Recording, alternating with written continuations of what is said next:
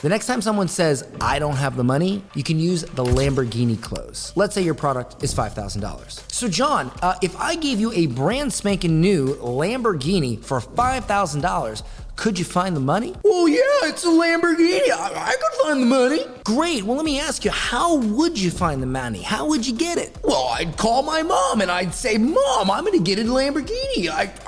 Can I borrow $5,000? I'll pay you back. So you would call your mom and you'd convince her to lend you money to get something of incredible value, correct? Well, yeah. And do you think your mom would give it to you? I think she would. So John, let me ask, are you willing to take that same plan of action and use it to get the investment you need so that you can get this program, which you just told me would change your life, help your business, and help you succeed, instead of using it to get a fancy car? At this moment, the prospect is gonna realize that they can be resourceful because they just told you they could get the money for a fancy car and they told you how. And if they're not willing to use that plan of action to get it, they're basically admitting they care more about a fancy car than they care about enriching their life through your program. This close has actually made me millions of dollars. Use it on your next sales call.